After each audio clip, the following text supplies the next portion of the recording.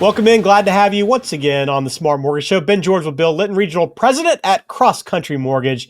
Find everything online at smartmortgageshow.com. Also, remember, you can text the word LEND to 21,000 to set up a time to meet with Bill, begin that conversation if you are in the market for a new house.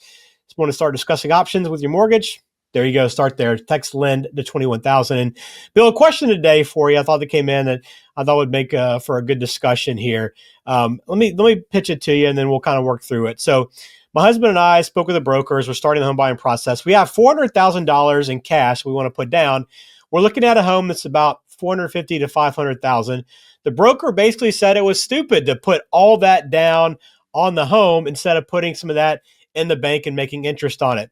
So now I'm rethinking everything. Did they say this because at the end of the day, they're a salesman and the higher mortgage he sells, the better? So Bill, let's dive into this a little bit because I know we've talked about this to an extent before, but let's just jump in kind of the beginning. Is it common to put that much down on a home? Do you see that very often? Someone wants to come in and put nearly 85% down on a home? Well, Ben, what I would say is first, to your point, we have talked about this before, but I don't think you can talk about it too much because this is really, really important stuff. And I think a lot of it comes down to what is the financial plan for that home buyer. Okay. So some people, the financial plan in their mind or what they've laid out with a financial advisor or their mortgage lender, and we like to dive into that plan with you pretty deep. But look, maybe it's they want the smallest mortgage. Maybe there's a lot of other assets out there. Maybe they don't really need more liquid assets in their investment portfolio, and they just want the guarantee of this small mortgage payment. So that could be a situation. And really, you can't fault somebody for that if that's really because, we're talking about putting money into an asset, a home being an asset, an appreciating asset. It's not like they said, hey, we want to go down to the casino and put half on the roulette wheel and then the other half on the house, right? So they're really making a very responsible decision. But what we would point out to them, maybe make sure that they're considering to this other broker's comment is $400,000 is a lot of money. Once you put it into the house, it's harder to get back out. And maybe based on their financial plan, maybe they're not super familiar with the magic of compounding interest. And what I would say is always taking a very conservative approach. We're not talking about putting all of this money on some newfangled AI stock, right? If you simply put it into the S&P, and also your time horizon is there's going to be fluctuations. You don't feel like there's any reason you're going to need that money in the next 12, 24 months, preferably even the next 5 years. But if you put it in a compound interest calculator and you used a 9% return like the S&P over time returns, in fact, in the last few years, it's been dramatically higher than that. You might be surprised to find out that you could significantly increase your money and your return. So me personally, my strategy is leveraging the money from a mortgage, leveraging the bank's money so I can hold on to mine. And, we just recently recorded an episode, Ben, where we talked about interest rates getting close to 6%. So a close to 6% interest rate on a mortgage when we can earn 9% in an S&P fund, very stable, conservative investment. We're earning more than what we're paying in the mortgage. Now, one of the considerations is that with a mortgage, if you put all that money down, it's guaranteed savings. And an S&P fund is not guaranteed. But historically, if any, if history is any predictor of future, which in many cases it is, and I think this is a safe place to use that kind of an analogy, I think you would find that if you've got the stomach for it, and not everybody does, and I'm not talking about a high risk situation, but if you got the stomach for it, me personally, I'm putting the money into the market because it's going to grow at a much faster pace than what interest amount you would save by putting it all down on the mortgage.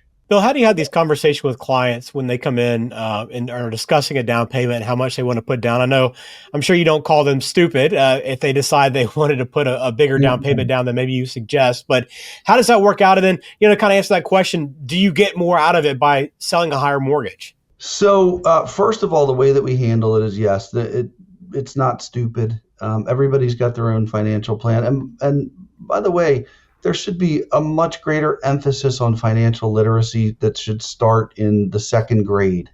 And that is not taught as a common sense class all through grade school, middle school, high school, even in college. So a lot of people just don't understand these things, and it's really not their fault. So our goal is we're going to have these conversations, and we're going to help with financial literacy and maybe shed some light on these items.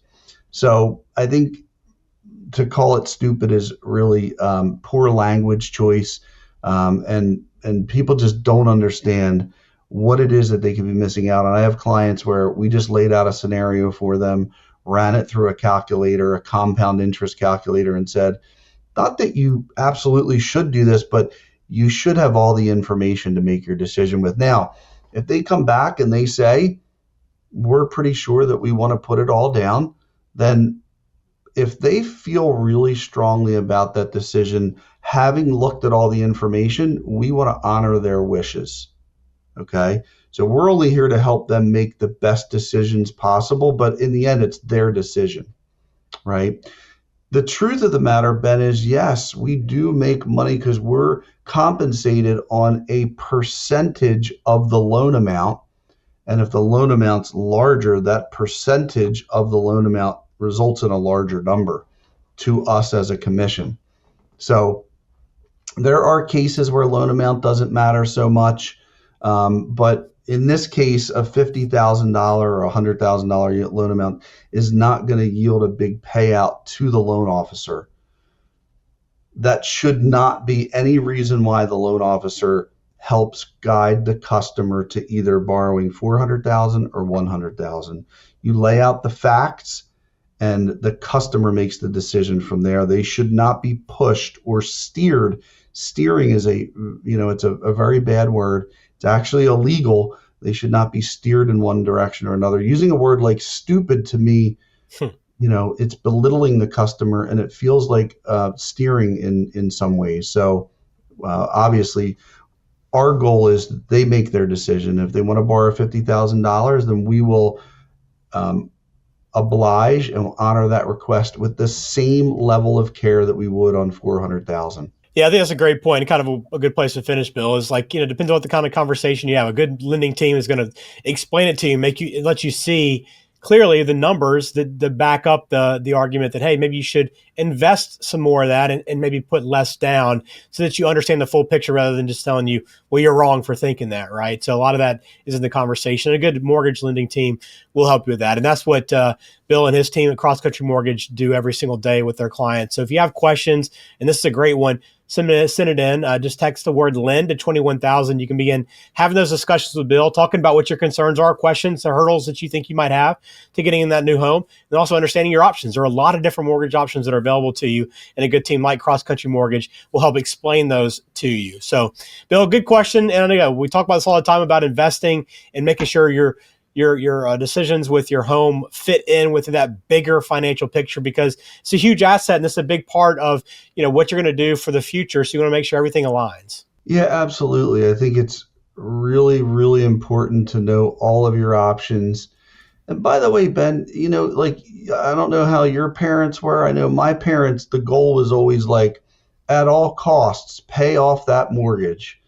Mm-hmm. I think that financial literacy has improved to some degree, and there's a little bit different way to look at the way to structure your finances and how to allocate monies like that. I do think that things are, with podcasts and lots of resources and YouTube and videos like this one, people are becoming a little bit more educated so that they are making decisions that could yield a little bit better result. So we want to be part of that community that's helping with providing options.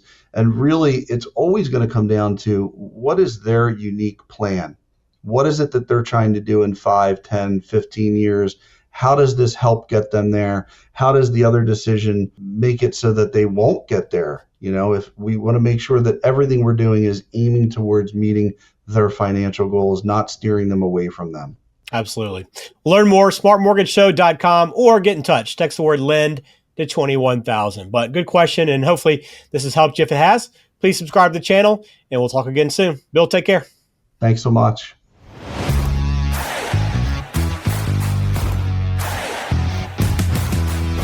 This program is for informational purposes only.